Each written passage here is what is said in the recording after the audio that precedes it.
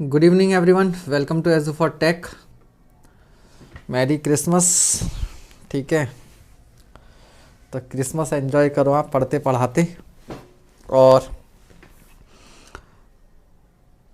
Lecture नहीं किया हो शेयर तो फटाफट कर दीजिएगा। और डायरेक्टली आपकी स्क्रीन पर पहला क्वेश्चन, क्योंकि ऑलरेडी हम लोग थोड़ा सा लेट हो गए हैं। ठीक है,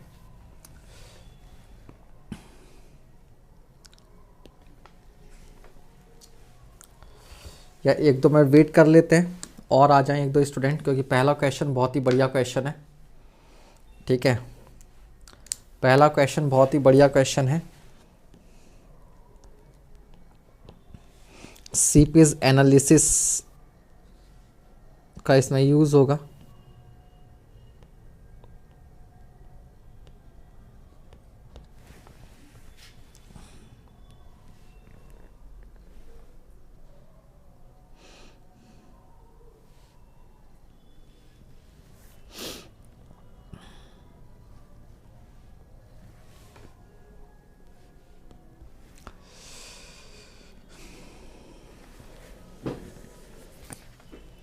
बफरिंग अब तो नहीं हो रही, बफरिंग अब तो ठीक चल रहा है। बिल्कुल हो सकता है इसके पहले हो रही हो, बट अब बफरिंग नहीं हुए। ठीक है, तो चलिए पहला क्वेश्चन आपके सामने है। Water flows in the upward direction in a tank through 2.5 metre thick sand layer as shown in the figure. ठीक है, तो ये रहा आपके पास डायग्राम। ठीक है, ये डायग्राम देख लीजिएगा। पहले डायग्राम समझ लीजिए क्या है। डायग्राम क्या है? सारिका जी अब नहीं हो रही है बफरिंग, अब बिल्कुल सही चल रहा है। ठीक है, अभी बिल्कुल ठीक है, नो बफरिंग। एक बार रिफ्रेश कर लीजिए। तो यहां पर ध्यान दीजिएगा क्या है कि ये एक सैंड की लेयर है, 2.5 मीटर थिक है। कितना है? 2.5 मीटर थिक सैंड लेयर है। ठीक, यहां पर एक फिल्टर मीडिया लगा हुआ है, और उसमें वाटर क्या है, नीचे से ऊपर की ओर फ्लो हो रहा है। ऊपर की ओर फ्लो हो रहा है, और ये सैंड लेयर के ऊपर वाटर 1 मीटर की हाइट तक पहुंच रहा है। ठीक है, 1 मीटर, इससे ऊपर नहीं जा पा रहा। जबकि यहां पर एक स्टैंड पाइप लगाया हुआ है, जिसमें पानी कहां पर है? पानी का लेवल यहां पर है। ठीक है, यहां पर है। तो ये आपके पास एक डायग्राम गिवन है। ठीक है, अब हम इसको आगे बढ़ते हैं। कह रहा था void ratio and specific gravity of sand. Sand का आपको वॉइड रेशो दिया हुआ है 0.58 एंड स्पेसिफिक ग्रेविटी दी हुई है आपको 2.7 मीटर, और सैंड लेयर की जो थिकनेस है वो आपको दी हुई है 2.5 मीटर। The sand is fully saturated होगी ही। Unit weight of water gamma W आपको दे रखा है 10 kilo newton per metre cube. 10 kilo newton per metre cube. ठीक है, ये सारा डेटा दिया हुआ है। आपसे क्या पूछ रहा है? The effective stress in kilo pascal round off to 2 decimal places at point A located 1 metre above the base of the tank. यानी कि ये जो ए पॉइंट आपको दिखाई दे रहा है, इस ए पॉइंट पर आपसे इफेक्टिव स्ट्रेस पूछी गई है, और ये कहाँ है? टैंक के बेस से 1 मीटर की हाइट पर है। तो कुल मिलाकर मैं ये कह सकता हूं कि ये सारा डेटा मैं आपके लिए यहां पर लिख देता हूं।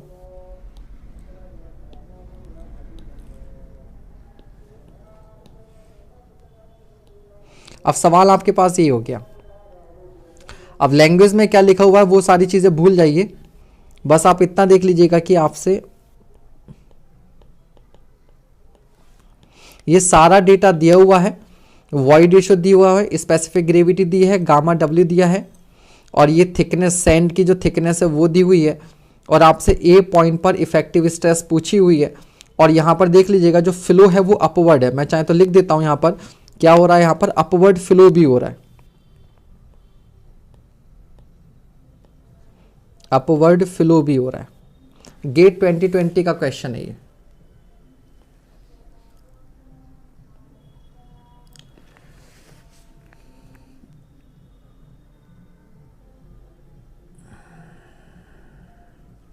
आशीष द्विवेदी, बाकी सारे स्टेट जेई के लिए ठीक है बुक बो, बट एसएससी जेई में अब काम नहीं आएगी जिस तरह से एसएससी जेई का लेवल था इस बार का।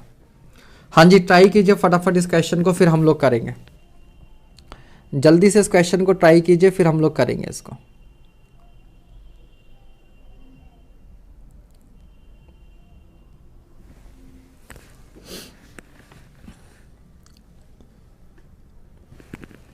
ट्वेंटी 26.14 गलत जवाब। दिलीप जी 26.14 तो नहीं आ रहा बेटा आंसर इसका। 26.14 तो आंसर नहीं है बालक।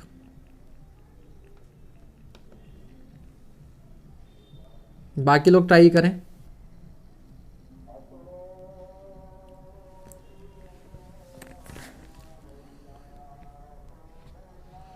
नहीं, 26.4 भी नहीं है, 26.4 भी नहीं है, इनफैक्ट 26 भी नहीं है। ठीक है, आंसर 26 के आसपास भी नहीं है।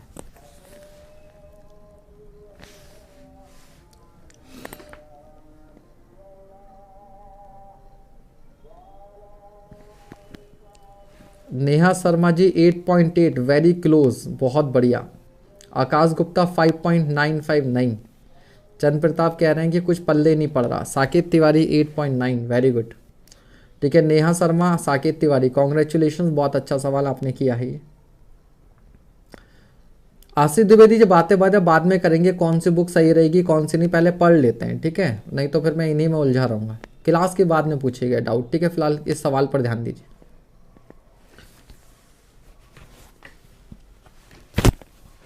हाँ, गुड इवनिंग, गुड इवनिंग। दिमाग लगाइए, बाकी लोग थोड़ा सा ट्राई कीजिए, सोचिए इसमें क्या होगा। हेमंत जोशी जी कह रहे हैं 8.95, 8.93। अब कर भी रहे हो या 8.9 पर एक आध डिजिट आगे पीछे करके बता दे रहे हो। चलो देखिए ध्यान से, सबसे पहले अब आप लोग सीपेस प्रेशर का फंडा समझिए।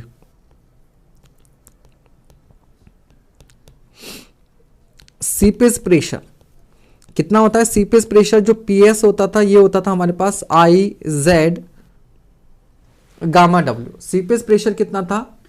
आई जेड गामा डब्ल्यू होता था। हाँ, वाटर में तो यूनिट वेट ऑफ, चलो अब देख लो इधर, पहले आप थोड़ा सा कॉन्सेप्ट समझ लो, इसके पीछे कॉन्सेप्ट क्या है। देखिए ध्यान से, मान लीजिए ये आपके पास ये सॉइल थी,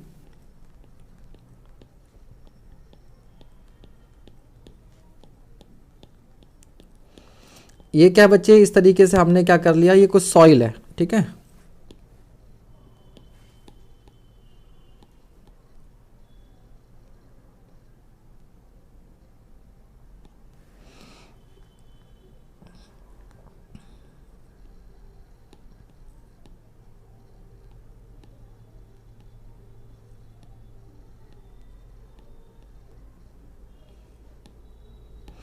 ये मान लीजिए इस तरह से सॉइल है, और ये सॉइल अभी क्या है, सबमर्ज्ड कंडीशन में।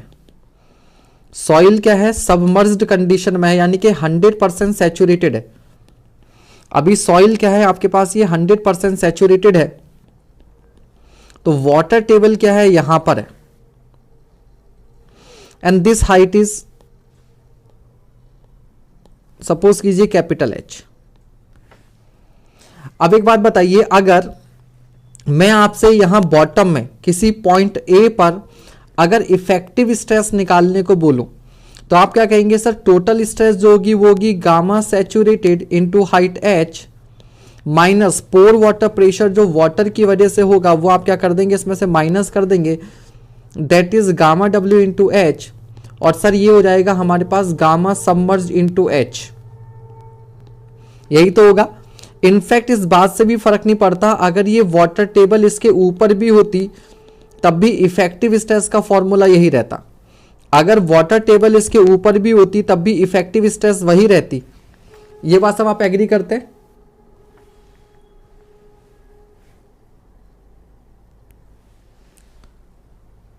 ठीक है, बिल्कुल। तो ये आप एग्री करते हैं, sigma bar is equal to gamma sat H minus gamma W H. हालांकि अगर मैं ये नई वाली कंडीशन लेता तो टोटल स्ट्रेस अलग होती, पोर वाटर प्रेशर अलग होता, बट जो सिग्मा बार है वही होता, ठीक है, क्योंकि आपको मालूम है केवल वाटर के लेवल अप डाउन होने से फर्क नहीं पड़ता, ठीक है। ठीक है, अब मान लीजिए इसमें ये था केवल सबमर्ज्ड कंडीशन थी,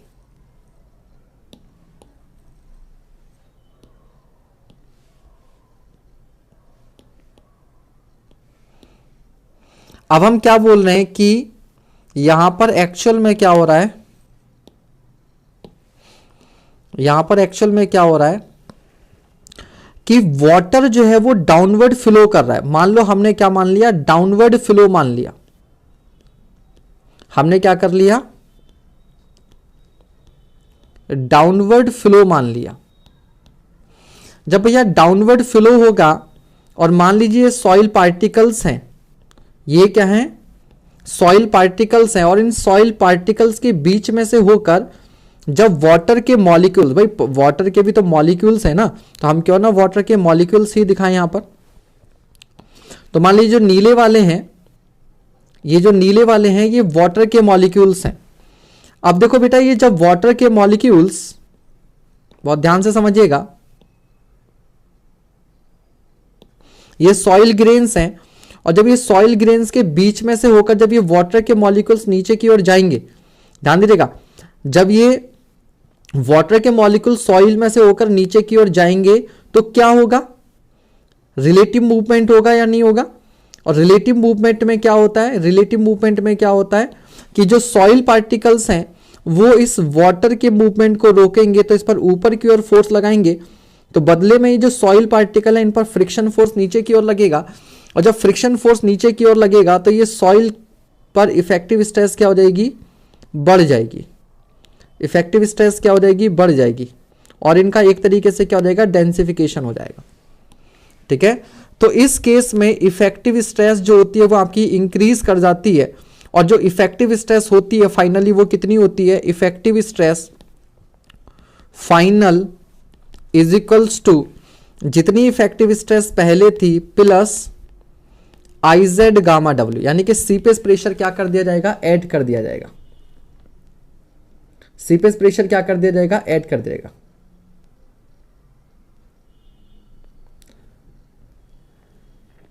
ये बात समझ में आ गई सबको या नहीं आई।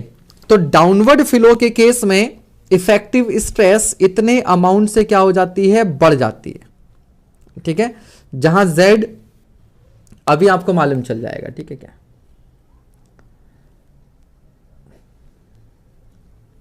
ठीक है, तो इफेक्टिव यानी कि अब इस केस में, यानी कि अगर मैं इस केस में इफेक्टिव स्ट्रेस लिखूं तो ये हो जाएगा गामा सबमर्ज टाइम H, ये तो पहले से ही था, और प्लस हो जाएगा IH गामा W, इतना और ऐड हो जाएगा। तो इतना इफेक्टिव स्ट्रेस तो बेटा पहले से था स्टैटिक कंडीशन में, और सीपेस की वजह से इतना प्रेशर क्या हो जाएगा, और ऐड हो जाएगा। बस आपने इतना ध्यान रखना है। सुप्रिया जी थोड़ा सा वेट कर लीजिए, क्वेश्चन पर भी अभी वापस जाएंगे, पहले कॉन्सेप्ट समझ लीजिए आप। ठीक है, तो समझ गए, जब वाटर इसमें से परकोलेट होगा, डाउनवर्ड मूवमेंट होगा तो फ्रिक्शन फोर्स आएगा। याद रखिएगा, फ्रिक्शन फोर्स तभी वर्क करेगा जब वाटर का मूवमेंट होगा रिलेटिव टू सॉइल लेयर। अगर वाटर यहां पर मूव नहीं कर रहा, स्टेशनरी है, जस्ट सबमर्ज्ड है, तो वो फ्रिक्शन फोर्स नहीं आएगा, तो सीपेस की वजह से कोई चेंज नहीं होगा। इन दैट केस आपका जो इफेक्टिव स्ट्रेस होता वो होता gamma submerge into H। But क्योंकि डाउनवर्ड सीपेस हो रही है, तो जब ये वाटर के मॉलिक्यूल्स सॉइल में से होकर नीचे की ओर जाएंगे, ठीक है, तो ये अपने साथ सॉइल को नीचे ले जाना चाहेंगे, तो यानी कि सॉइल पर नीचे की ओर एक ड्रैग फोर्स लगाएंगे, और प्रेशर क्या होता है सॉइल पर नीचे की ओर ही तो लगता है, तो नेट डाउनवर्ड फोर्स या कहिए प्रेशर जो है वो इंक्रीज कर जाएगा, और कितने अमाउंट से, IZ गामा W से इंक्रीज करता है। जहां पर I क्या है, यहां पर I क्या है, I is hydraulic gradient, hydraulic gradient, और ये क्या होता है भैया, ये होता है head loss upon length. Head loss upon length मतलब जितनी लेंथ में वाटर मूव कर रहा है उतनी लेंथ, ये आपको ऑलरेडी मालूम होता है। क्लियर है, जल्दी बताइए यहां तक कोई दिक्कत किसी को भी। Gamma W is unit weight of water. अब मान लीजिए कि अगर मूवमेंट डाउनवर्ड ना होकर अपवर्ड होता, अब मान लीजिए मूवमेंट जो है वो डाउनवर्ड ना होकर अपवर्ड होता, मतलब इसमें पानी का मूवमेंट कहां की ओर हो रहा होता, ऊपर की ओर होता। हम बोलते थे अपवर्ड मूवमेंट। अपवर्ड मूवमेंट अगर होता वाटर का, तो अगेन अब इस बार क्या होता कि ये सॉइल पार्टिकल्स हैं,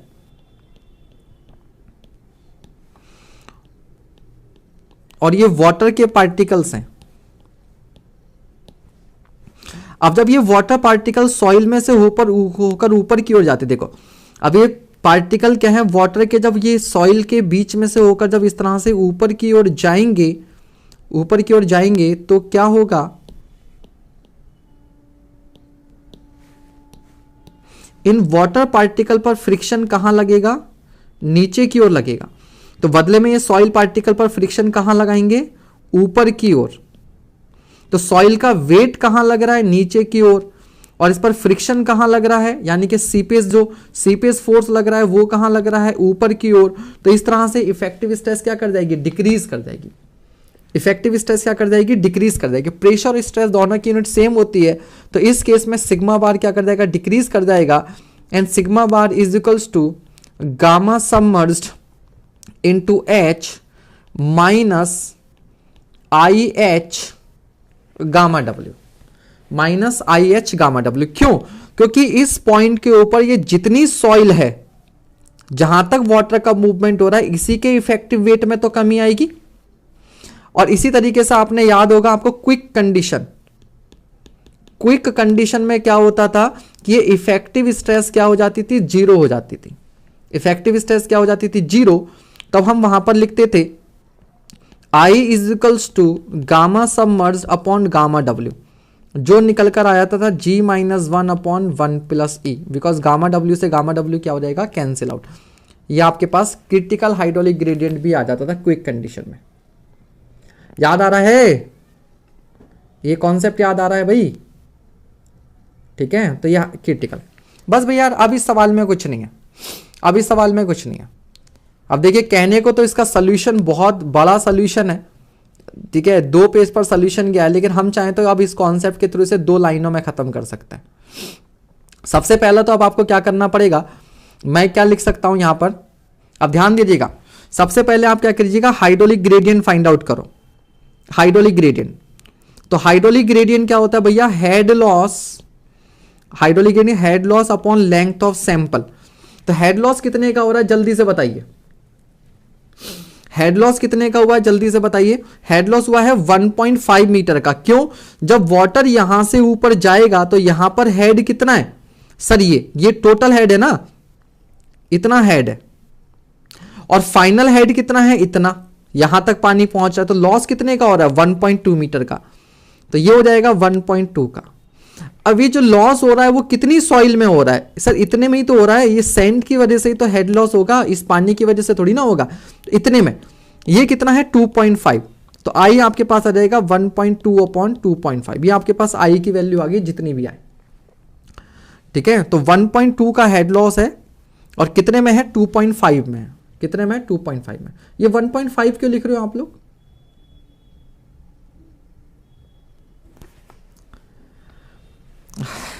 चलो जिनको क्वेश्चन नहीं पता एक बार क्वेश्चन और देख लो। क्वेश्चन ये है बच्चों कि हमारे पास एक ये सैंड लेयर है, ये हमारे पास सैंड लेयर है,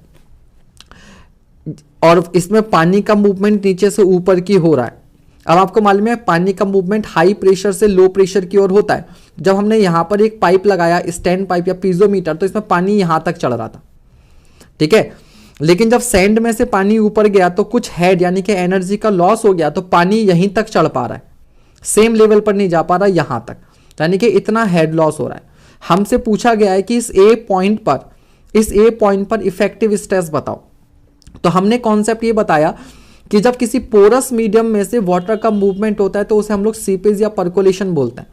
सीपेज हो रही है तो सीपेज जब डाउनवर्ड होती है तो इफेक्टिव स्ट्रेस बढ़ जाती है, जब सीपेज अपवर्ड होती है तो इफेक्टिव स्ट्रेस घट जाती है, इतना हमने बताया। तो हाइड्रोलिक ग्रेडियंट आपके पास आ गया, वेरी गुड।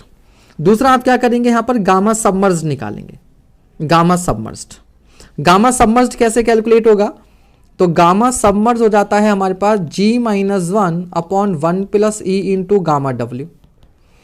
अब देखिए ई वॉइड रेशो हमारे पास है, G हमारे पास है, गामा डब्ल्यू हमारे पास है और H हमारे पास है, ठीक है। तो ई, जी और गामा डब्ल्यू की हेल्प से क्या आप गामा सबमर्ज निकाल सकते हैं, गामा सबमर्ज फटाफट सॉल्व कीजिए। तो गामा सबमर्ज हमारे पास हो जाएगा 2.7 माइनस 1 अपॉन 1 प्लस 0.58 और गामा डब्ल्यू की वैल्यू हमें दे रखी है 10। तो आपके पास ये जो वैल्यू आएगी कितनी आ रही है, आपके पास गामा समझ रहा होगा 10.759, 10.759, ठीक है। 10.78 भी आप लिख सकते हैं। गामा सबमर्ज भी आ गया। और आई कितना आ रहा है, हाइड्रोलिक ग्रेडियंट कितना आ रहा है, हाइड्रोलिक ग्रेडियंट है आपके पास 1.2 divided by 2.5 is equals to 0.48, यह आ रहा है 0.48, ठीक है। अब देखिए तो इफेक्टिव स्ट्रेस कितनी हो रहेगी, इफेक्टिव स्ट्रेस हो रहेगी गामा सबमर्ज्ड, ठीक है, कितना, तो यहां से ये वाली हाइट कितनी बच गई, दिस मच, ये हो गई 2.5 माइनस 1 1.5, तो गामा सबमर्ज इंटू 1.5 माइनस आई कितना 0.48, या मैं लिख देता हूं आई, एच की वैल्यू 1.5 ही रहेगी और इंटू गामा डब्ल्यू, ठीक है भैया। अब आपको केवल यहां पर वैल्यूज पुट करनी है, आंसर आपका आ जाएगा। तो sigma bar is equals to gamma submerge into 1.5 minus i into 1.5 into gamma डब्ल्यू। गामा सबमर्ज आपने कैलकुलेट कर लिया, आई आपने कैलकुलेट कर लिया, गामा डब्ल्यू की वैल्यू आपको 10 दी हुई है, you will get the answer. जल्दी बताइए कितनों को ये समझ में आ गया, ठीक है। अब आपका आंसर आ गया होगा 8.93 समथिंग, ठीक है। अब देखो ये अननेसेसरी इतना कॉम्प्लिकेटेड सा डायग्राम दे रखा है, इसमें था कुछ नहीं। अगर इसी डायग्राम को हम बड़ा सिंपल सा अपने तरीके से बना लेते तो डायग्राम बस ऐसा बनना था, ये हमारे पास एक डायग्राम बनना था कि भैया यहां तक आपके पास सैंड है,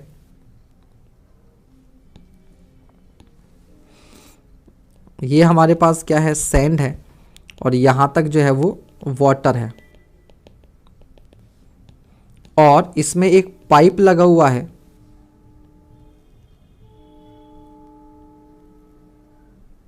और इस पाइप में पानी का लेवल, टंकी मान लो, कुछ मान लो, पानी का लेवल यहां तक है। जब यहां पर पानी का लेवल हाई होगा तभी तो इसमें से पानी का मूवमेंट ऊपर की ओर होगा, ठीक है। तो ये जो हेड लॉस है वो हमारे पास कितना था 1.2, ये जो हेड लॉस था वो हमारे पास कितना था 1.2 मीटर, इसका डिफरेंस है बस। और यहां पर ये पॉइंट ए है, यहां पर हमें क्या बताना है, इफेक्टिव स्ट्रेस बताना है। ये हाइट हमें दी भी हुई है लेकिन उससे कोई फर्क नहीं पड़ता, हमें केवल ये हाइट चाहिए, दिस मच, केवल ये 1.5 मीटर, और ये आपके पास क्या है 1 मीटर है। तो यहां पर हमने गामा सबमर्स निकाल लिया, G माइनस 1/1 प्लस ई गामा डब्ल्यू से। हमने I निकाल लिया हेड लॉस HL/L से, जो है 1.2/2.5, और फिर हमने सिग्मा बार निकाल लिया किससे, अगर मैं ये हाइट आपको Z ही मान लूँ फॉर एग्जांपल, अगर ये हाइट में यहाँ से यहाँ तक अगर मैं Z मान लूँ तो सिग्मा बार बराबर हो जाएगा gamma submerge into Z minus IZ gamma W. बस ये पूरा कॉन्सेप्ट था।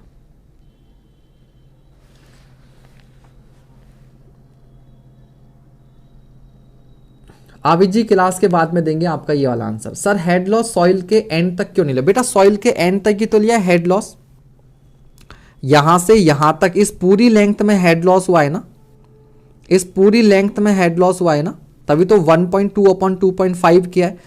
अब एक बार बताओ, ए पॉइंट पर जो स्ट्रेस होगी वो इसके नीचे वाली सॉइल की वजह से तो नहीं होगी ना, इस ए पॉइंट पर जो स्ट्रेस होगी वो केवल इसके ऊपर वाली सॉइल के वेट की वजह से होगी, ऊपर वाली सॉइल की वेट की वजह से। तो ऊपर वाली सॉइल का वेट कितना है, गामा सबमर्ज इंटू जेड, और अपवर्ड सीपेज जो होगा तो उसका इफेक्ट किस पर कंसीडर करेंगे, ऊपर वाली सॉइल पर ही तो कंसीडर करेंगे या नीचे वाली सॉइल पर कंसीडर करेंगे, केवल ऊपर वाली सॉइल पर।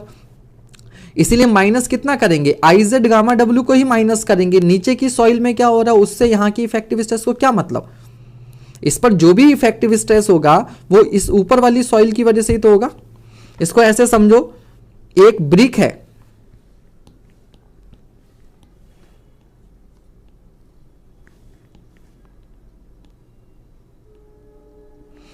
सपोज कीजिए ब्रिक के ऊपर इस तरह से ब्रिक थी, अब यहां पर इस वाली जो नीचे वाली जो बड़ा वाला ब्लॉक है उस पर इसकी वजह से भी प्रेशर लगेगा और इसकी वजह से भी प्रेशर लगेगा। अब सपोज करो आप में से कोई क्या करता है, इन दोनों ब्रिक को क्या कर लेता है, या सपोज करो इस वाली ब्रिक को आप हल्का सा उठा लेते हो, इसे हल्का सा बस इतना उठाते हो कि इसे टच तो करता है ये, बट यहां पर देखो गैप आ गया। तो अब क्या होगा, अब इस पर जो प्रेशर आएगा वो केवल इस वाले ब्लॉक की वजह से आएगा, इसकी वजह से थोड़ी ना आएगा। या कहिए इस पर अगर मैं इस वाले पर प्रेशर की बात करूं तो नीचे वाले ब्लॉक की वजह से प्रेशर थोड़ी ना आएगा, ऊपर वाले की वजह से आएगा, तो ऊपर का इफेक्टिव वेट कम हो गया।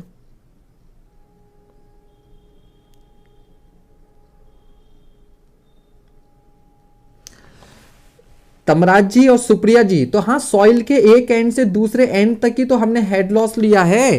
हेड लॉस, अच्छा भैया head loss, what is head loss? Head, initial head minus final head. Initial head कितना है 1.2 मीटर, फाइनल कितना है, ये कमाल कर रहे यार बेटा, ये लेंथ है। हेड लॉस तो 1.2 मीटर का है ना। वाह वाह वाह, बहुत बढ़िया बहुत बढ़िया, क्या बात है, अव्वल दर्जे का डाउट है तुम्हारा। एक बात बताओ बेटा, ये दो टैंक थे, एक टैंक किधर है, ये मैं थोड़ा सा इस कॉन्सेप्ट को डिटेल में बता रहा हूं, थोड़ा सा ये अच्छा कॉन्सेप्ट है। एक बात बताओ भाई साहब, इधर पानी यहां तक भरा हुआ है और मान लो इधर भी पानी यहां तक भरा हुआ है, क्या लेफ्ट साइड से राइट वाटर का मूवमेंट किधर होगा, कोई बता सकता है? मान लीजिए दोनों साइड में पानी का लेवल हमने सेम रख रखा है, तो क्या वाटर का मूवमेंट होगा? आप कहेंगे सर नहीं होगा। क्यों नहीं होगा? क्योंकि दोनों साइड में वाटर का लेवल क्या है, सेम है, there is no flow of water. लेकिन राइट साइड में अगर मैं ये लेवल कर दूं तो अब क्या कहोगे, अब सर लेफ्ट साइड से राइट की साइड में वाटर का फ्लो होगा। क्यों? क्योंकि लेफ्ट साइड में पानी का लेवल ये है और राइट साइड में ये है, तो दोनों के बीच में जो हेड डिफरेंस है वो यही तो लेते हैं। फ्लूइड मैकेनिक्स में क्या पढ़ाया है तुम्हें? फ्लूइड मैकेनिक्स में क्या पढ़ाया है? ठीक है, तो सुप्रिया जी और तमराज भाई साहब क्लियर हो गया? तो बेटा हेड लॉस होता है पानी का इनिशियल लेवल माइनस का पानी का फाइनल लेवल। सपोज करो ये तुम्हारा यहां पर एक ओवरहेड टैंक है, ये ओवरहेड टैंक है और यहां पर ये कोई बिल्डिंग है,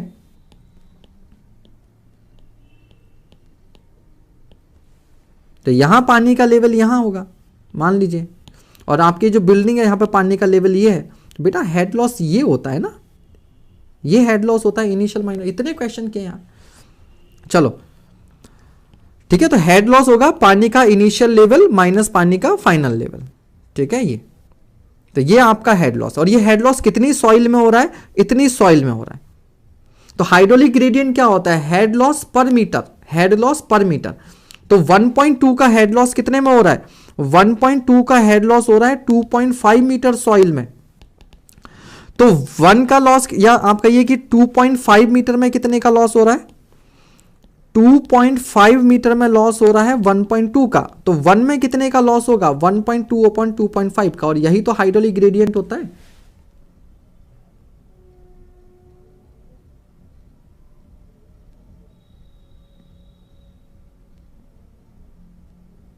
ठीक है, चलो अब मेरे ख्याल से काफी हो गया, अब आपको ये समझ में आ गया होगा कॉन्सेप्ट पूरा सीपीएस का।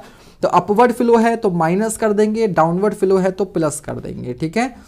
तो सीपीएस का पूरा कॉन्सेप्ट आपको यहां पर मिल गया, और इसी से आपकी क्विक कंडीशन जो है वो भी आती है, क्विक कंडीशन भी आती है। आगे बढ़े, ठीक है। तो ये क्वेश्चन आपको कंप्लीट समझ में आ गया होगा, ठीक है। नेक्स्ट क्वेश्चन, पहले क्वेश्चन पढ़ लो, पहले क्वेश्चन पढ़ लो। गेट 2020 का क्वेश्चन था, ठीक है, जो अभी हमने किया है। ये भी गेट 2020 का ही क्वेश्चन है, ये भी गेट 2020 का ही क्वेश्चन है।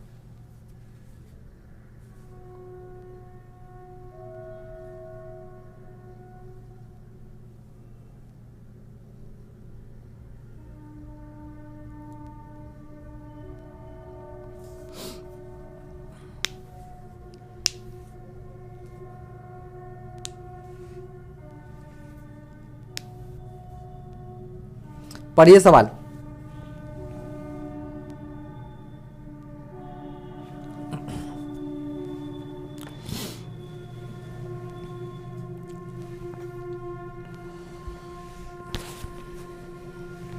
The soil profile at a site up to a depth of 10 metre is shown in the figure, not drawn to the scale. Okay, the soil is preloaded with a uniform surcharge Q of 70 kilo newton per metre square. तो भैया देखो ये soil है जिसकी thickness कितनी है 10 metre, 3 और 4 7 और 3 10. इस पर क्या कर रखा है, Q is equals to 70 kilo newton per metre square का सरचार्ज लगाया है at the ground level. The water table is at a depth of 3 metre below ground level. तो वाटर टेबल आपका क्या है, यहां पर है, ग्राउंड से 3 मीटर नीचे, ये 3 मीटर नीचे यहां पर आपका वाटर टेबल है. The soil unit weight of the respective layer is shown in the figure. Consider unit weight of water as 9.81 kilo newton per metre cube and assume that the surcharge is applied instantaneously. Surcharge जो वो एक साथ लगाया गया है, gradually नहीं लगाया. ठीक है, ठीक है, ये वाली पीडीएफ मिल जाएंगी शशांक, कोई दिक्कत नहीं, ये वाली पीडीएफ दे दिया करेंगे. ठीक है, ये वाली पीडीएफ मिल जाएंगे. ठीक है, अब आगे बढ़ते हैं. ठीक है, immediately after preloading the effective stresses in kilopascal at points P and Q respectively are. अब सवाल समझिए आप, ये ऊपर क्या लिखा है उसको छोड़ दीजिए, ऊपर जो लिखा है उसको छोड़ दीजिए, बस आप केवल ये डायग्राम देखिए. इस डायग्राम में क्या है, इस डायग्राम में क्या है, आपके पास ये 3 लेयर हैं, 3 मीटर 4 मीटर 3 मीटर की. बॉटम वाली लेयर क्ले की है जिसका गामा सेट दिया हुआ है, इसके ऊपर सिल्टी क्ले है, इसका भी गामा सेट दिया हुआ है, उसके ऊपर सैंड है जिसका बल्क यूनिट वेट आपको दिया हुआ है. वाटर टेबल आपका यहां पर है और इसके ऊपर सरचार्ज लगाया हुआ है. कह रहा है जैसे ही सरचार्ज लगाया, इमीडिएटली आफ्टर प्रीलोडिंग मतलब surcharge, the effective stress in kilo pascal at point P और क्यू पर इफेक्टिव स्ट्रेसेस आपसे पूछी हुई हैं. जल्दी से बताइए भैया, फटाफट सॉल्व करके बताइए, फिर मैं बताता हूं इसका कॉन्सेप्ट. पी पर 54. ओके, अच्छा ज्योतिका जी 70 को ऐड नहीं करेंगे, इस 70 को ऐड नहीं करेंगे.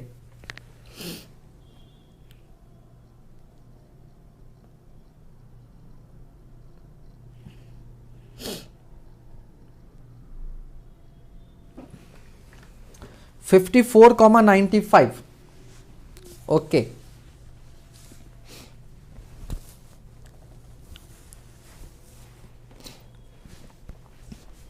तो यहां पर कॉन्सेप्ट समझिएगा. बाकी लोग कर रहे हैं सॉल्व, बाकी लोग कर रहे हैं, केवल 2 बच्चों के आंसर हैं, ज्योतिका जी ने और शिवम ने पूछा है. नेहा कह रही है इमीडिएटली पूछा है इसलिए आंसर डी होगा. आकाश गुप्ता कह रहे हैं आंसर सी होगा. देखो बेटा, आपको वो टरजागी वाला एक्सपेरिमेंट याद होगा, आपको मैंने थ्योरी में बताया था टरजागी वाला एक्सपेरिमेंट.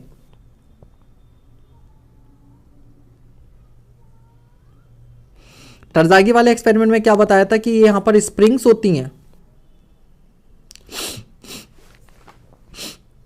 और देखिए यहां पर क्या होता था, इस तरह से वाटर होता था, ये वाटर होता था और यहां पर ये मान लीजिए एक पिस्टन है. जब इस पिस्टन पर हम लोड लगाते हैं, कुछ भी जब हम लोड लगाएंगे तो स्प्रिंग इमीडिएटली क्या होती हैं, कंप्रेस नहीं होती हैं. पहले लोड किस पर जाता है, देखो 100% सैचुरेटेड मतलब पानी यहां तक है बिल्कुल. अगर ये बाल्व बंद हो, अगर हम इन बाल्व को क्या कर दें, बंद कर दें, पूरा बंद कर दें, तो आपको मालूम है इन स्प्रिंग पर कोई फोर्स ट्रांसफर नहीं होगा. सारा का सारा फोर्स कौन ले लेंगे, वाटर मॉलिक्यूल ले लेंगे, स्प्रिंग एज इट इज रहेंगी. लेकिन अगर ये बाल्व ओपन है तो क्या होगा कि जो लोड स्प्रिंग पर जाएगा वो लोड अब क्या होगा, स्प्रिंग पर ट्रांसफर होगा पिस्टन से और वाटर क्या होगा, बाहर रिमूव होगा, बाहर जाएगा. जैसे जैसे वाटर बाहर जाता जाएगा लोड किस पर ट्रांसफर होगा, आपका स्प्रिंग पर ट्रांसफर होगा. यानी कि load transfer take some times, load transfer takes some time, कुछ टाइम भैया जी इसमें लगने वाला है.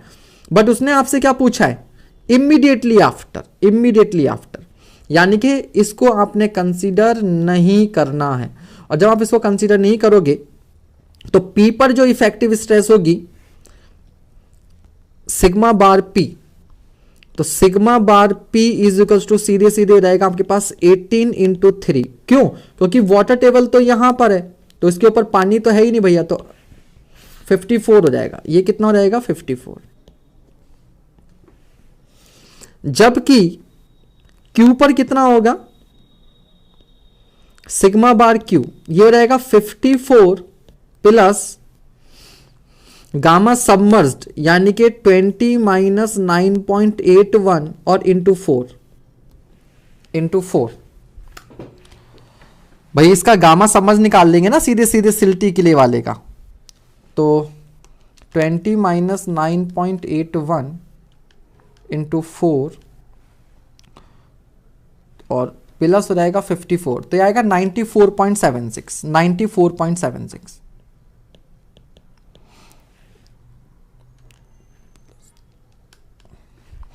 ठीक है। और कम से कम गेट में, और कम से कम इस सवाल में उसने आपको इस तरह से भी बचा लिया कि अगर आप इस 70 को कंसीडर करते तो आपका आंसर ही नहीं आता। अगर आप इस 70 को कंसीडर करते तो देखिए तो क्या होता आपका आंसर। अगर आप इस 70 को कंसीडर कर भी लेते तो आपका होता 70 प्लस 54 एंड 90 एंड 70 प्लस 94.76। तो आपका जो पहले वाला ऑप्शन होता 70 प्लस 54 124, ये तो ऑप्शन है, बट जो सेकंड वाला ऑप्शन है यानी कि 94.76 प्लस 70 164.76 ये ऑप्शन में नहीं है। तो आप इस तरह से भी बच गए कि आंसर ही नहीं, किसी ऑप्शन में है ही नहीं। तो ठीक है, तो इससे भी क्लियर हो रहा है कि आपको इस 70 को कंसीडर नहीं करना है। ठीक है, तो ये दोनों सवाल जो थे आपके गेट 2020 में आए हुए थे। क्लियर हो गया बच्चा? ठीक है, अगला सवाल, नेक्स्ट क्वेश्चन।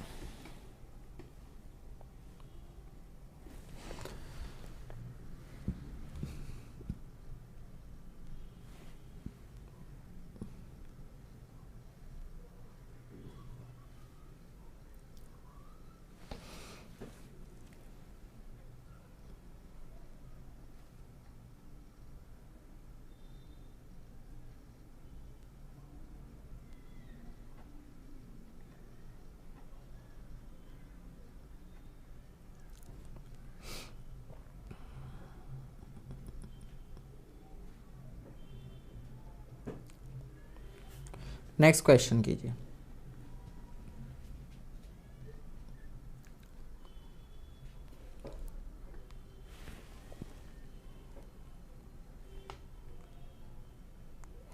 इजी क्वेश्चन है ये, आप सभी कर देंगे। ठीक है, बहुत इजी क्वेश्चन है।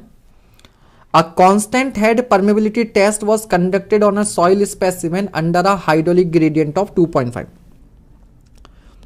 तो आपको हाइड्रोलिक ग्रेडियंट दे रखा है 2.5। The soil specimen has specific gravity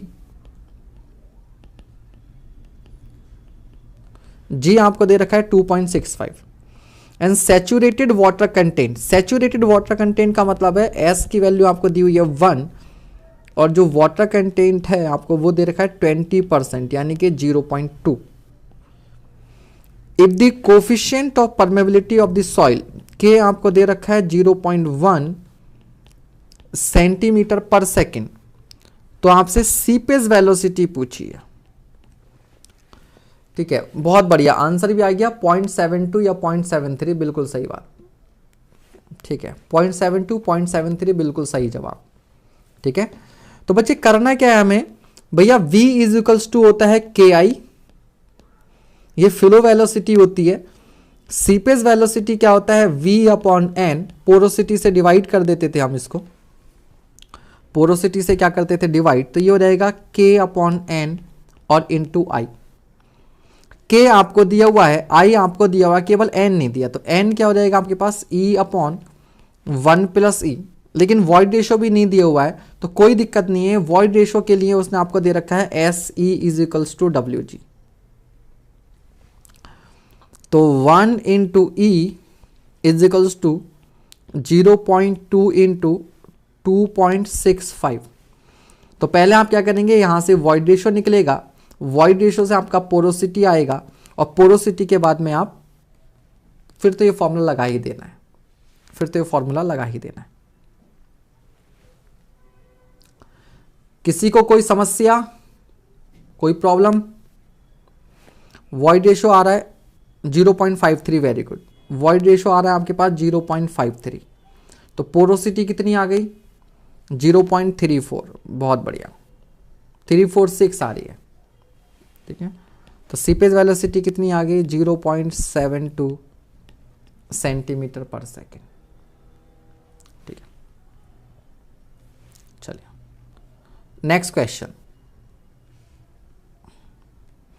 पहले क्वेश्चन पढ़ लीजिए फिर डायग्राम दिखा देंगे। पहले क्वेश्चन पढ़िए फिर डायग्राम देखते हैं। ये सब 2-2 नंबर के क्वेश्चंस हैं, ये सारे क्वेश्चन जो हम कर रहे हैं अभी, ये सब 2 नंबर के क्वेश्चंस हैं, ठीक है। 2 मार्क्स क्वेश्चंस हैं सारे के सारे।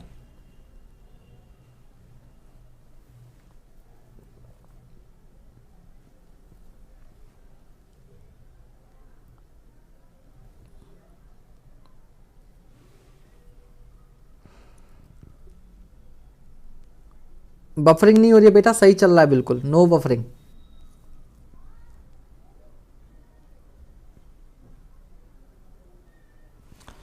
Permeability tests were carried out on the samples collected from 2 different layers as shown in the figure, not drawn to the scale. The relevant horizontal and vertical coefficient of permeability are indicated for each layer. तो पहली layer के लिए आपके पास horizontal permeability दे रखी है और vertical permeability दी हुई है। इसी तरह से सेकेंड लेयर की हॉरिजॉन्टल और वर्टिकल परमेबिलिटी आपको दी हुई है, और इनकी थिकनेस भी आपको दी हुई है सॉइल स्ट्रेटा की। हमसे पूछा है the ratio of the equivalent horizontal to vertical coefficient of permeabilities. भैया ये भी आप ही को करना है, ये क्वेश्चन भी आप ही को करना है। तो फिलहाल बस मैं केवल ये डायग्राम हमें चाहिए और कुछ नहीं चाहिए, ठीक है। और क्या पूछा है? हॉरिजॉन्टल टू वर्टिकल का रेशियो पूछा है। तो हमसे पूछा हुआ है के हॉरिजॉन्टल अपॉन के वर्टिकल, ठीक है। जल्दी से कर दीजिए फटाफट।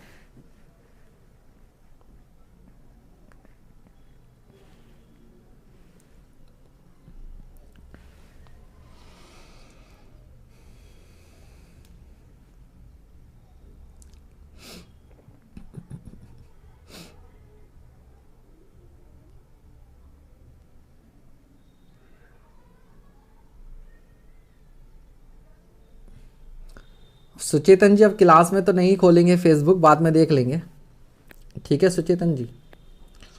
भैया बहुत से बच्चे फेसबुक पर रिक्वेस्ट भेजते हैं और आप लोग अपना प्रोफाइल लॉक करके रखते हो, ठीक है। अब मैं ऐसे फेक फ्रेंड रिक्वेस्ट भी आते तो मैं जनरली एक्सेप्ट नहीं करता हूँ, ठीक है। तो या तो आप मैसेज कर दीजिए कि सर हम इंजीनियरिंग के स्टूडेंट हैं, ठीक है, तब।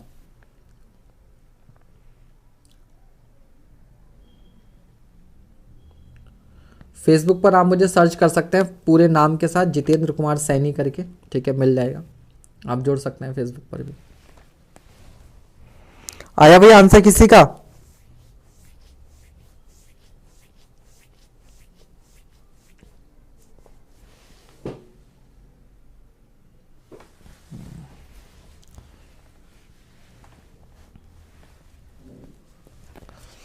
अब लड़कियां एक बार को प्रोफाइल लॉक करके रखे तो अभी समझ में आता है कि लड़के पता नहीं क्यों प्रोफाइल लॉक करके रखते हैं भैया, पता नहीं क्या छुपा के रखते हैं उसमें।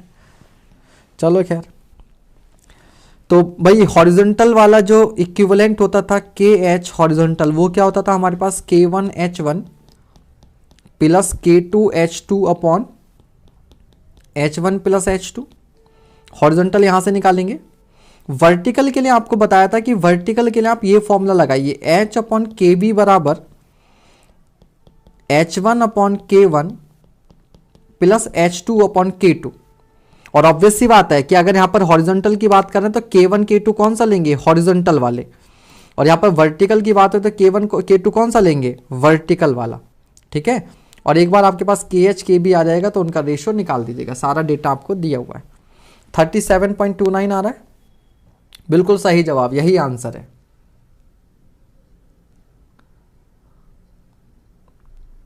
ठीक है।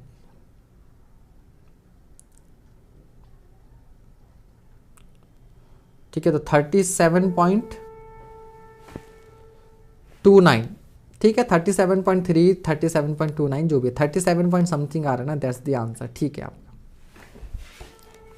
और भैया कम से कम फेसबुक पे तो डाउट ना पूछा करो, मैसेंजर वैसे ही इतना बकवास है, उस पर क्या तो हम डाउट रिप्लाई करें। डाउट जिसको पूछने हैं वो टेलीग्राम ग्रुप में शेयर करो, ठीक है।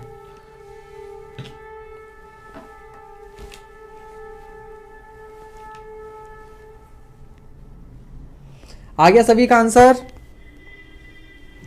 तो देख लीजिए भैया, KH1 आपको ये दे रखा है, KH2 आपको दे रखा है, KV1 KV2 दे रखा है, H1 दिया है, H2 दिया हुआ है। तो हॉरिजॉन्टल का इक्विवेलेंट निकालेंगे तो KH1 H1 मतलब हॉरिजॉन्टल वाला K1 into H1 plus K2 into H2 upon H1 plus H2, यह आएगा 0.3447।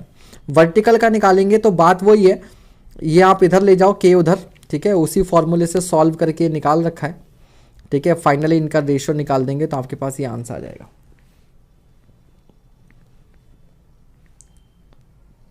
ये बाकी सब बच्चे क्यों नहीं करते यार? आप लोग कैलकुलेटर वैलकुलेटर लेकर बैठो ना भाई, कैलकुलेटर लेकर क्यों नहीं बैठते हैं आप लोग? 60-70 स्टूडेंट्स कम से कम इस समय लाइव देख रहा है, आंसर बस 10 बच्चा देखेंगे फॉर्मूला बताने के बाद भी। टेलीग्राम ग्रुप में शेयर करो, वीटो सर से पहले बता देगा। हाँ बिल्कुल सही बात है, वीटो है और भी बच्चे हैं, है ना, आपको आंसर मिल जाएगा, ठीक है। तो इसलिए खैर अभी तक उसमें मुझे रिप्लाई करने की जरूरत नहीं पड़ती, कोई ना कोई स्टूडेंट उसमें आंसर कर ही देता है, बहुत अच्छा ग्रुप है। तो आप उस ग्रुप की सुविधा का फ़ायदा उठाएं, उसमें आप अपने डाउट्स भेजिए, बल्कि मैं और 2-4 बच्चों को लगाता हूँ उसमें सोल्यूशन में, ठीक है।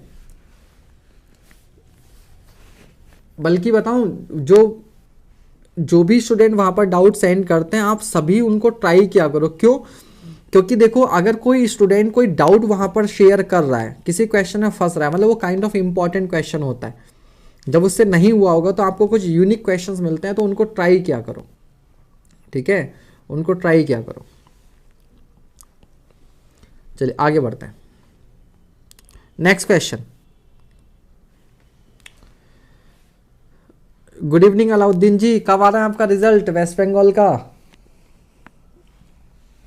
रिजल्ट कब आ रहा है?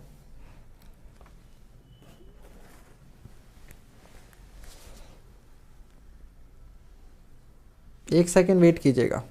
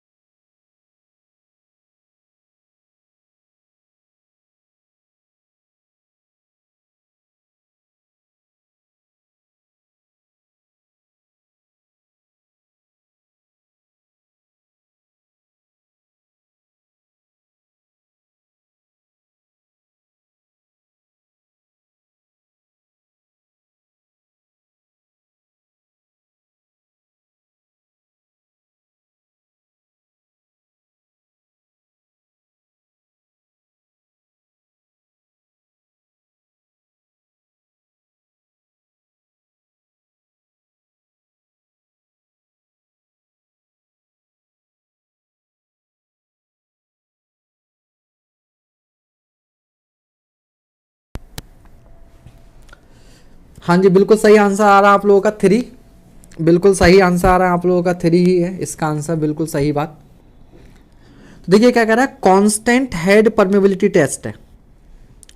Constant head permeability test were performed on 2 soil specimen S1 and S2, 2 soil है। The ratio of the height of the specimen आपको दे रखा है 1.5, the ratio of the diameter आपको दे रखा है 0.5 and the ratio of the constant head H1 H2 ये भी आपको दे रखा है। If the discharge from both the specimen is equal the ratio of the permeability of the soil specimen. तो आपको मालूम है कि Q इज इक्वल्स टू क्या होता था, KIA, यही होता था। तो Q इज इक्वल्स टू क्या होता था, K परमेबिलिटी, I क्या होता था head loss upon length of sample और इनटू क्या हो जाएगा आपके पास ये एरिया हो जाएगा, यही होता था। तो यहां से अगर मैं K की वैल्यू फाइंड आउट करना चाहूं तो ये रहेगा QL अपॉन HA, क्योंकि कांस्टेंट हेड है ना तो K। तो यहां से हमारे पास क्या हो जाएगा, अगर हम K1 upon K2 find out करना चाहें, K1 अपॉन K2, तो ये रहेगा Q1 L1 upon H1 A1 और इनटू क्या हो जाएगा, इनटू रहेगा आपके पास ये H2 A2 upon Q2 L2।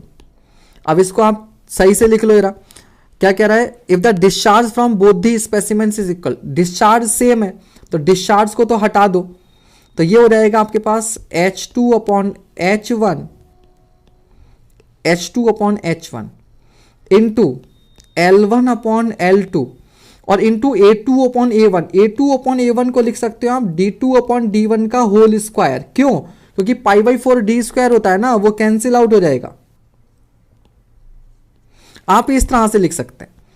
अब H1 upon H2, H2 upon, अब ये ध्यान देना है आपने, यहां पर आपको H1 अपॉन H2 दे रखा है 2, तो H2 अपॉन H1 क्या हो जाएगा, हाफ, ये वैल्यू रहेगी हाफ ना। L1 अपॉन L2 दे रखा है 1.5, तो ये वैल्यू कितनी रहेगी 1.5 इंटू D2 अपॉन D1, हमें D1 अपॉन D2 दे रखा है 0.5, तो D2 अपॉन D1 क्या रहेगा 1 अपॉन 0.5, तो 1 अपॉन 0.5 का स्क्वायर, तो 1 अपॉन 0.5 यानी कि ये रहेगा 2 का स्क्वायर यानी कि 4 से 2 गया 2, तो ये रहेगा value 3। Answer is 3, answer is 3। ठीक है भैया, बस सिंपल सा क्वेश्चन था, ये 2 नंबर का क्वेश्चन पूछ रखा है गेट में, 2 मार्क्स का क्वेश्चन है और ये कब आया आपका, गेट 2019 में आया है। ठीक है, रिसेंट क्वेश्चन है। तो जिनको लगता हो कि गेट में बहुत मुश्किल सवाल आते हैं, आपको पहले सवाल को आज देखकर लग रहा होगा कि ठीक है कि उतने भी मुश्किल सवाल नहीं आते गेट में, अगर आपके कॉन्सेप्ट्स ठीक ठाक है, फॉर्मूले आपको याद हैं तो आप कर सकते हैं, काफी क्वेश्चंस कर सकते हैं। ठीक है, और लगातार आप इसी तरीके से क्वेश्चन करेंगे तो धीरे धीरे कॉन्फिडेंस जो है वो बढ़ने लगेगा।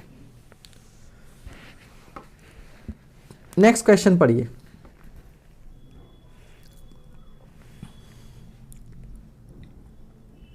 पहले क्वेश्चन पढ़ लीजिए फिर डायग्राम देखेंगे। ज्योतिका जी ने मैगी बनाई भी और खा भी ली है, बहुत बढ़िया।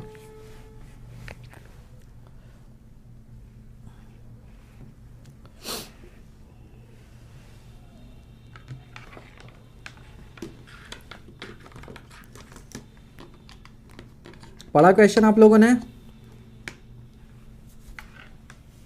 सर इस बार गेट टफ आएगा बिकॉज मोर देन 1 चॉइस आएगा। अरे भैया फिर वही वाली बात है, मोर देन 1 चॉइस होने से डिफिकल्टी का क्या मतलब लेना देना। अब आपसे कहे कि आप 4 को 2+2 भी लिख सकते हो, 4 को 2 स्क्वायर भी लिख सकते हो, तब टिक कर दोगे। और कोई नई चीज़ नहीं है, 12th क्लास का बच्चा जब IIT JEE का एग्जाम देता है तो खूब करता है ये वाले क्वेश्चन। यहाँ तो BTech के बाद में उस तरह के क्वेश्चन करना, ये पहले क्वेश्चन पहले हम लोग JEE के एंट्रेंस के टाइम पर करते थे, मोर देन 1 चॉइस वाले। चलो खैर, 3 soil specimen, soil 1, soil 2 and soil 3, each 150 mm long and 100 mm diameter are placed in series in a constant head, ये वर्ड ध्यान देने वाला है, constant head flow setup as shown in the figure। Suitable screens are provided at the boundaries of the specimen to keep them intact. Okay. The values of coefficient of permeability of soil 1, soil 2 and soil 3 are K1, K2, K3 आपको दे रखा है। तो भैया ये आपके पास soil का setup है, ये आपके पास सॉइल 1 है, ये आपके पास सॉइल 2 है, ये आपके पास सॉइल 3 है। ठीक है, इन सभी की जो लेंथ है वो 150 है और सभी का जो डायामीटर है वो आपको 100 mm दे रखा है। ठीक है, इनिशियल वाटर लेवल ये है और फाइनल वाटर लेवल ये है, यानी कि जो हेड लॉस हो रहा है टोटल फाइनल हेड लॉस जो है वो कितने का है, 560 का है। ठीक है, 560 का है। और इन सभी सॉइल्स की परमेबिलिटी भी आपको दे रखी है, K1, K2, K3 0.01, 0.003, इसका दे रखा है 0.01, फिर आपको दिया है 0.003 और फिर आपको दिया है 0.03। ये वैल्यूज क्या है, परमेबिलिटी है सॉइल 1, सॉइल 2, सॉइल 3 की। ठीक है, और इसी के साथ आंसर भी दे दिया है। एक दो बालक ने बिना ऑप्शन देखे 40 mm। वैसे हमें मालूम चल रहा है ये H लिखा हुआ है यहाँ पर, तो ये H ही हमसे पूछा होगा, ये H ही हमसे पूछा हुआ।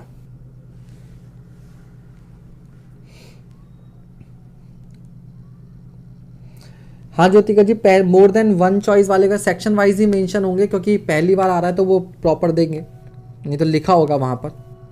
The value of H in this setup, तो ये H की वैल्यू पूछे 0, 40, 255, 560। ठीक है, तो ये H की वैल्यू आप लोगों ने बतानी है। बस ये डायग्राम आपके सामने है, इसके अलावा कुछ नहीं है। बताइए कैसे करेंगे।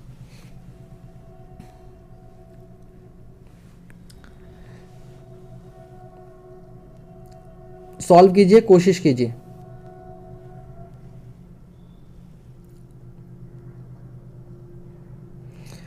नयन महान जी, बेटा पूरा क्वेश्चन यही है आपके पास। ये सॉइल 1 सैंपल है, ये सॉइल 2 है, ये सॉइल 3 है। यहां पर पानी 560 mm तक भरा हुआ है, यहां से ये 560 तक, यानी कि जो टोटल हेड लॉस है वो 560 mm के हेड की वजह से वाटर का फ्लो होगा। जब यहां पहली सॉइल में से वाटर जाएगा तो कुछ हेड लॉस हो जाएगा। हेड लॉस कितना होगा, इतना होगा। जब ये सेकंड सॉइल में से जाएगा तो हेड लॉस हो जाएगा और जो टोटल हेड लॉस होगा वो इतना होगा, ये हेड लॉस होगा। और जब ये थर्ड सॉइल में से जाएगा तो हेड लॉस कितना हो रहा है, इतना हो रहा है, 560 का हेड लॉस हो रहा है। ठीक है, तो आपसे पूछा ये H की वैल्यू बताओ, जबकि ये 150 mm है, ये भी 150, ये भी 150, लेंथ दी हुई है और इन सारे सॉइल स्पेसिमेन का डायमीटर यानी कि सबका क्रॉस सेक्शन एरिया क्या है, सेम है। तो सभी सॉइल का length and cross section area जो है वो कांस्टेंट है, या कहिए सभी के लिए सेम है। परमेबिलिटी आपको दी हुई है और आपसे पूछा ये H बताओ, ये आपने बताना है। के एवरेज निकालेंगे वो 0.0, चलो के एवरेज निकाल दो, फिर के एवरेज निकाल के क्या होगा, ऐसे कर सकते हैं, ऐसे भी के एवरेज निकालने। चलो फिर के एवरेज निकाल के क्या होगा,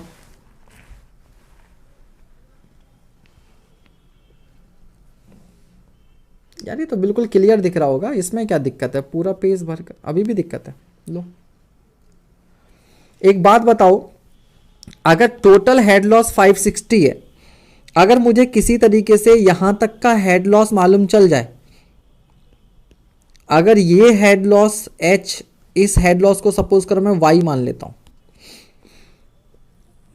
ठीक है, या चलो इसको मैं ऐसा कर लेता हूं, यहां से यहां तक का जो हेड लॉस है अगर मैं उसको H1 मान लूं और पहली सॉइल में, तो दूसरी सॉइल में हेड लॉस अगर मैं H2 मान लूं, तो जो H की वैल्यू होगी क्या वो 560 माइनस H2 नहीं होगी। अब आपको ये H2 फाइंड आउट करना है।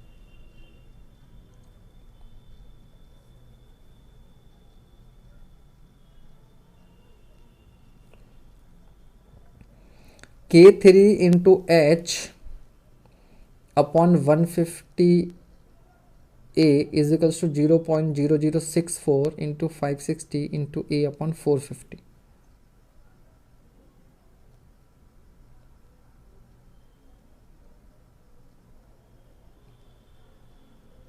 डिस्चार्ज सेम कर दिया, ठीक है, हाँ डिस्चार्ज सेम आएगा।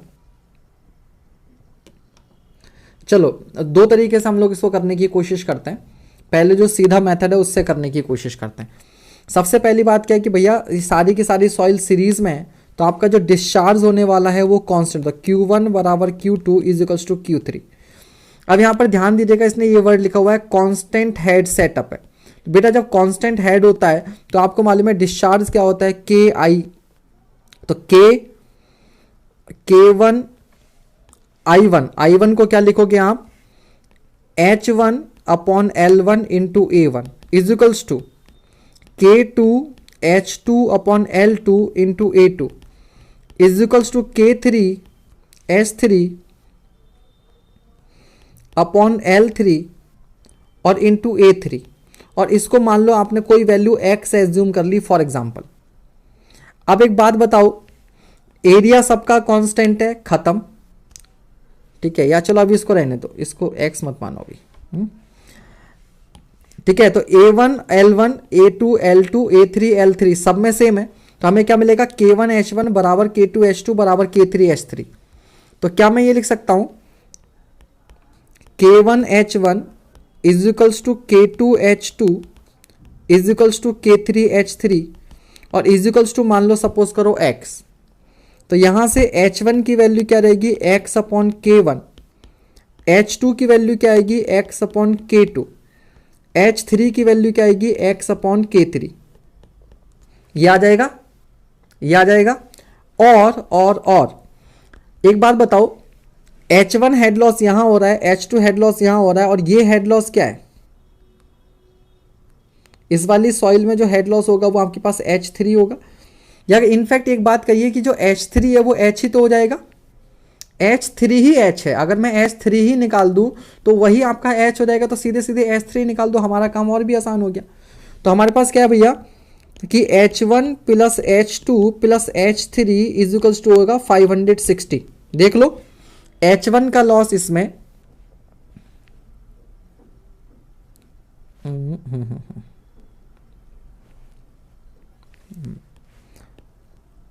यहां से जो आगे लॉस होगा H2 यहां से यहां तक काउंट होगा आपके पास। H2 जो होगा वो यहां होगा क्योंकि आगे के लिए अवेलेबल हेड ये, this is H2, this is H2, ठीक है, ये होगा H2। तो देखो H1 प्लस H2 और प्लस H3 ये किसके बराबर है, 560। तो H1 plus H2 plus H3 को 560 कर दो, तो H1 की वैल्यू रखना x अपॉन K1, H2 रखना x अपॉन K2, H3 रखना x अपॉन K3। यहां से x की वैल्यू आ जाएगी, यहां से क्या रहेगी आपके पास, x की वैल्यू आ जाएगी। तो मैं लिख सकता हूं x upon K1 plus x upon K2 plus x upon K3 is equals to 560। K1 K2 K3 मालूम है, यहां से x आ जाएगा, और बेटा x की वैल्यू को जब तुम यहां पुट करोगे तो H3 आ जाएगा, और ये H3 जो है वो H के ही बराबर होगा, जो H3 होगा वही H होगा, ठीक है, बात क्लियर हो गई।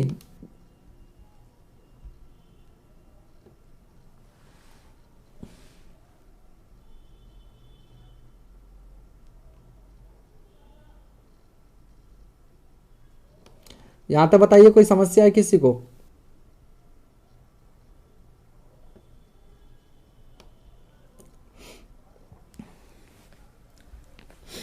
तो S3 40 आ रहा है, 40 ही आपका आंसर है। दूसरा तरीका क्या है इसका करने का, S3 H निकालने का? तो क्या करेंगे आप, H1 निकालो, H2 निकालो, और 560 में से H1 प्लस H2 माइनस कर दो।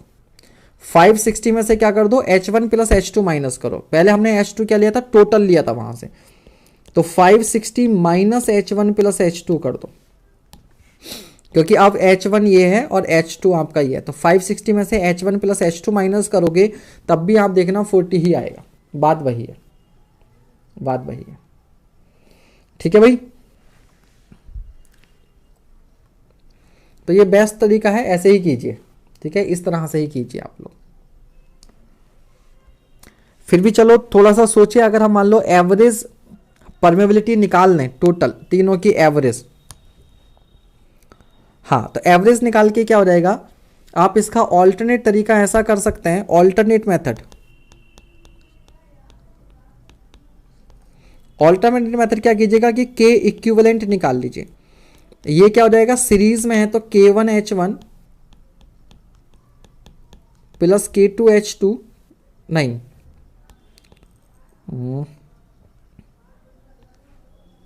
सीरीज में वर्टिकल वाला फॉर्मूला लगेगा। सीरीज में आपका कौन सा लगेगा? वर्टिकल वाला फॉर्मूला।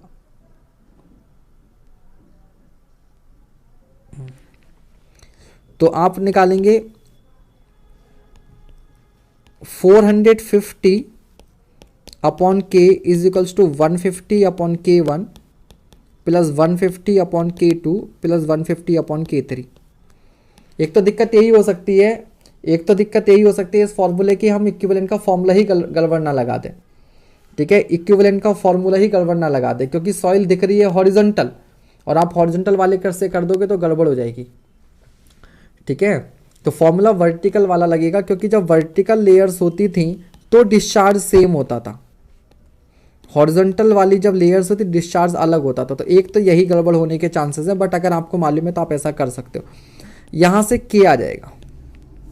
अब आप क्या करेंगे, Q को सेम, डिस्चार्ज को सेम रखेंगे।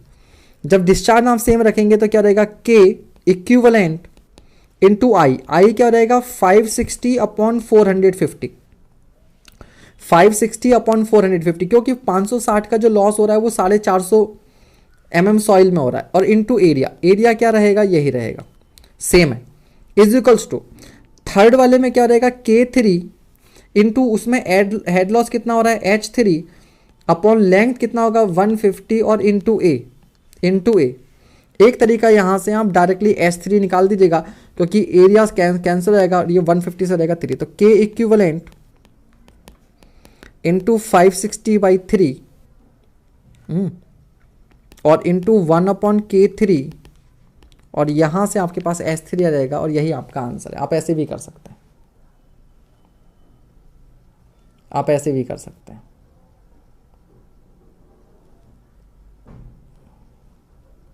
ठीक है, बहुत बढ़िया शिवम, बहुत बढ़िया, ये भी कर सकते हैं। ठीक है भाई, तो आपको 2 मेथड मिल गए यहां पर, आप ऐसे भी कर सकते हैं।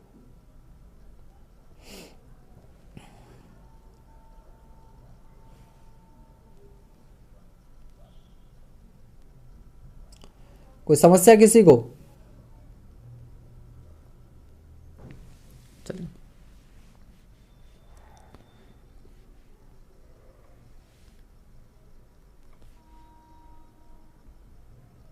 नेक्स्ट क्वेश्चन, पहले सवाल पढ़ लीजिए फिर डायग्राम दिखाते हैं।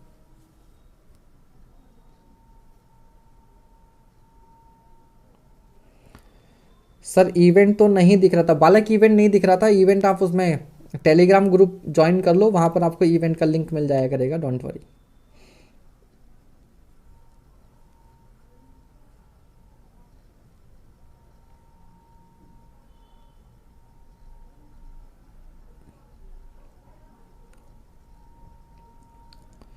ठीक है भाई, ये सवाल पढ़िए और कीजिए, लाइक शेयर सब्सक्राइब चालू रखिएगा। ठीक है,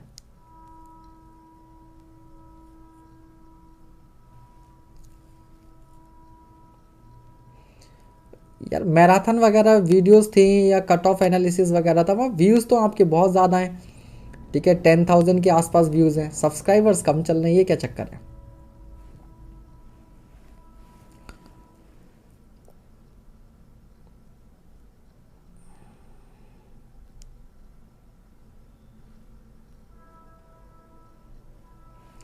तो water flows from P to Q, water flows from P to Q through two soil samples, soil 1 and soil 2, having cross sectional area of 80 centimeter square as shown in the figure. Okay, तो ये P point है, इस P point से Q point की तरफ क्या हो रहा है, वाटर का फ्लो हो रहा है। क्रॉस सेक्शन एरिया आपको दे रखा है 80 centimetre square,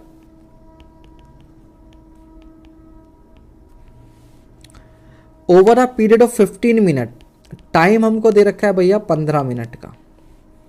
200 of ml water was observe to pass through, volume दे रखा है 200 ml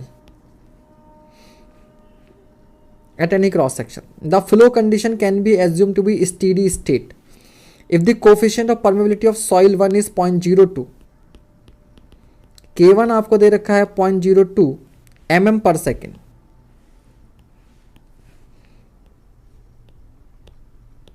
mm पर सेकेंड।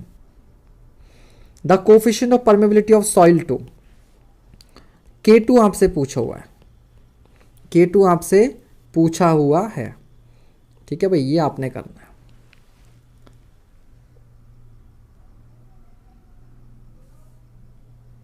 ठीक है, तो सवाल समझ में आ गया? ठीक है, आप जो लैंग्वेज लिखे उसे भूल जाइए, यहां पर ध्यान दीजिए। एक सेकेंड, एक पॉइंट पढ़ लेता हूं जरा। वाटर फ्लो P2 के थ्रू,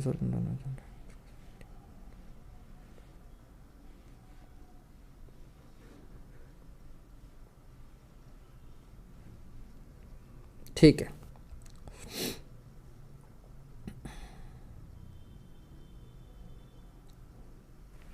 हाँ जी,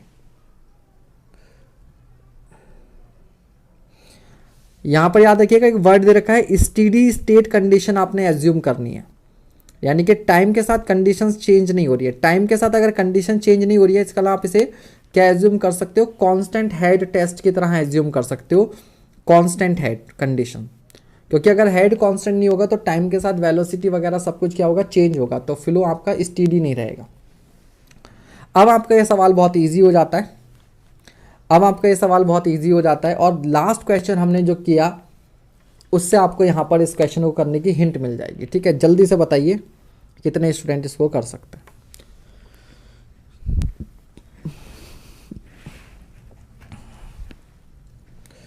जीरो 0.046 बिल्कुल सही जवाब।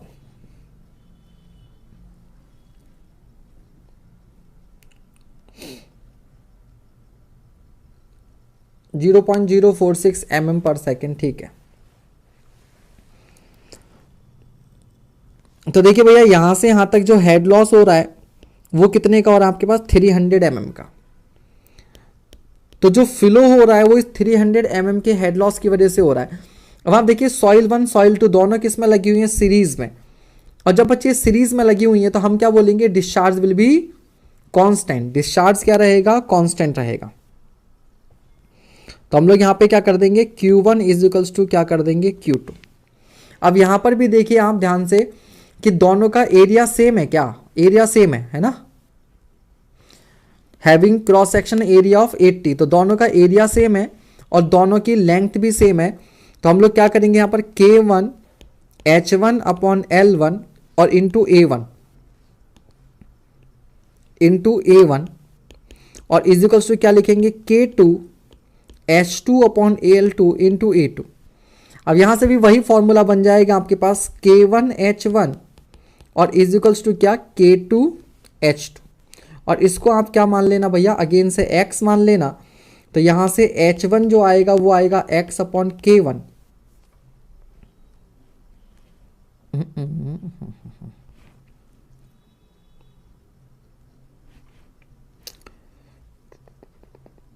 K2 तो निकालनी है ना, हमें K2 तो निकालनी है।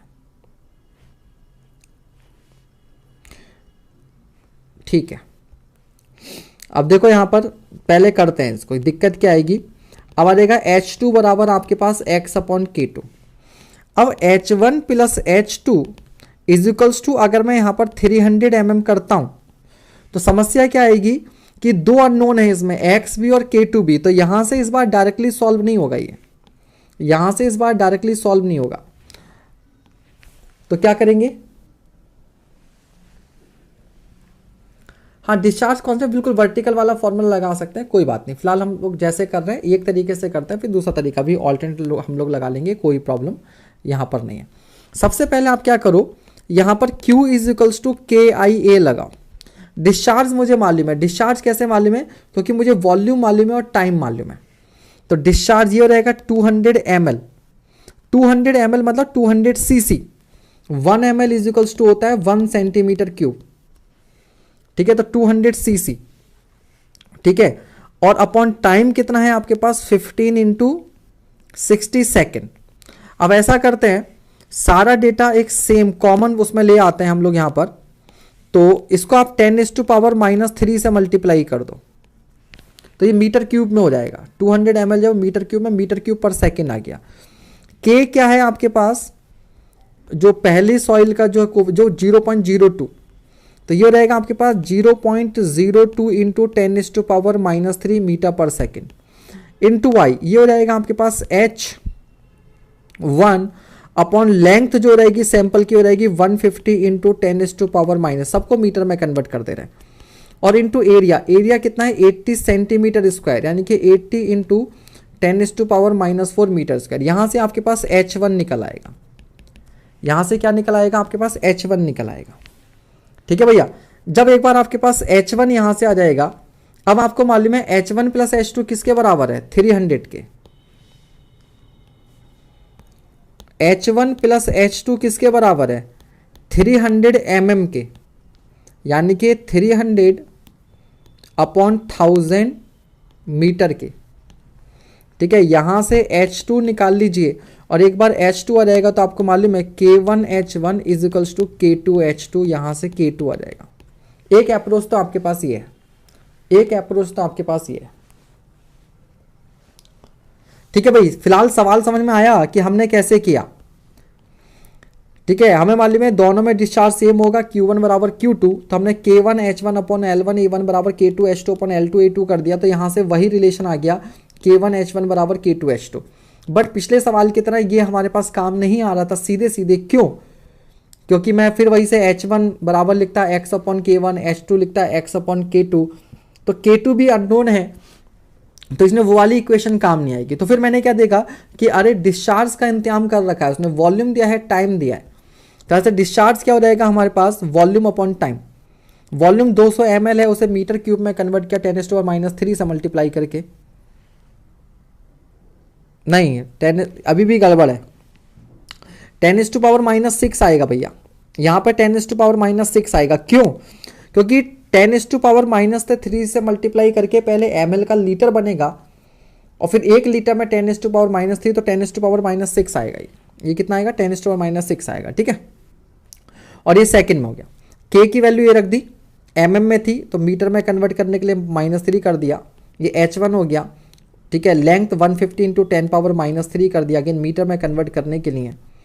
ठीक है, और एरिया मुझे सेंटीमीटर स्क्वायर में दिया, उसको मीटर में कन्वर्ट कर दिया, यहाँ से H1 आ जाएगा। तो एक बार H1 आ जाएगा तो H1 प्लस H2 300 अपॉन 1000 के बराबर होगा, यहाँ से H2 आएगा, K1H1 बराबर K2H2 करेंगे तो K2 आ जाएगा।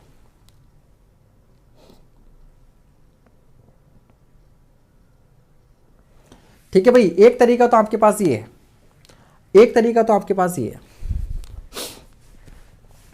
दूसरा तरीका आपके पास क्या है कि आप अगेन इसमें भी क्या कर लो, पहले K इक्विवेलेंट निकाल लो, K इक्विवेलेंट। अब K इक्विवेलेंट कैसे लगेगा, तो K इक्विवेलेंट निकालने के लिए हमें वही फॉर्मूला अप्लाई करना पड़ेगा, 150 प्लस 150, दोनों सैंपल की लेंथ जो है वो थी ना 350 upon K is equals to 150 upon K1 plus 150 upon K2, 150 upon K2। Sir लेकिन इसमें तो वाटर दोनों सॉइल से पास हो रहा है, तो दोनों का K इक्विवेलेंट, अरे तो K इक्विवेलेंट तो दोनों का ही निकलता है बेटा, एक सॉइल का थोड़ा ना निकलता है। लेकिन अब यहाँ पर जो K इक्विवेलेंट आएगा वो इस K2 की टर्म में आएगा। K इक्विवेलेंट किसकी टर्म में आएगा, K2 की टर्म में आएगा। ठीक है, कोई प्रॉब्लम नहीं है, K2 की टर्म में आपके पास K इक्विवेलेंट आ जाएगा। ठीक है, क्योंकि K1 की वैल्यू तो हमें मालूम है। चलिए फिर हम लोग क्या करेंगे, K इक्विवेलेंट इनटू, अब सब कुछ आप mm में रख देना, सब कुछ आप अब mm में रख देना, तो K इक्विवेलेंट इंटू 300 का हेड लॉस है, और सैंपल की लेंथ भी कितनी आपके पास 300 ही है ना, टोटल I की वैल्यू आपके पास ये आ जाएगा, इंटू A और इज इक्वल्स टू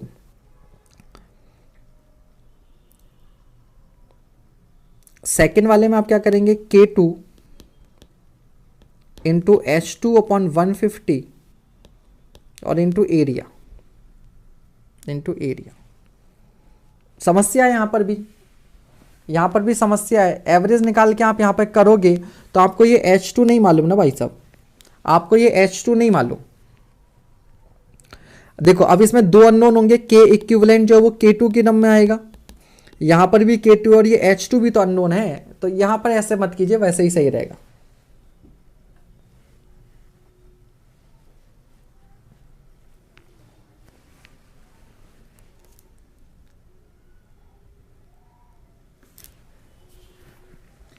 ठीक है भाई, समस्या हो जाएगी ये।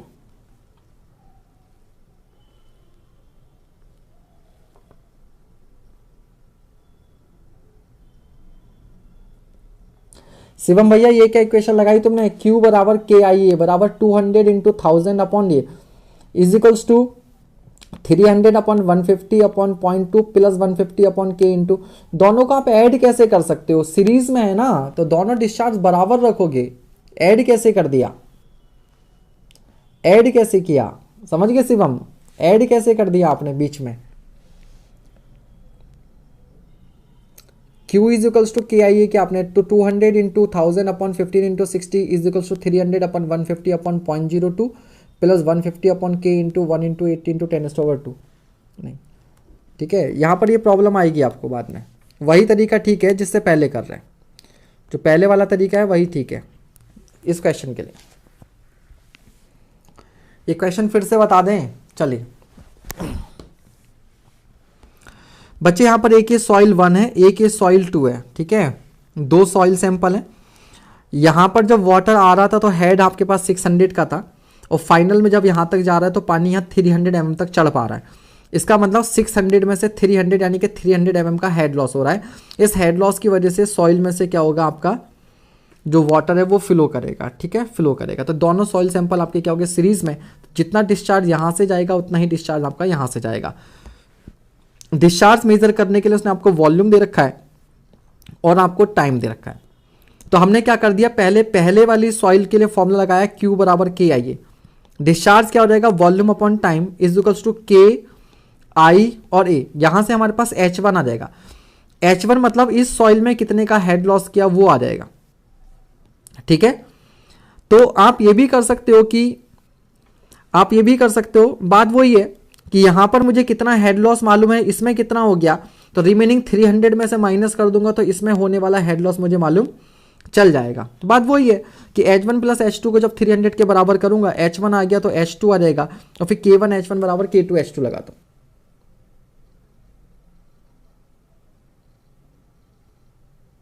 अच्छा ठीक है, अगर हमने वो K इक्विवेलेंट में ऐड किया है, ठीक है, कोई दिक्कत नहीं है, ठीक है, ऐसे भी ठीक है, बात एक ही है, इसी तरह से कर लो, ठीक। तो चलो फिर आज तो सवाल कम ही हो पाए, क्योंकि आज थोड़े से लेंथी क्वेश्चन ज़्यादा थे, थोड़े से कॉन्सेप्चुअल भी थे, तो मुझे लग रहा है थोड़ा टाइम बढ़ाना पड़ेगा आपका, ठीक है, थोड़ा सा टाइम बढ़ाना पड़ेगा।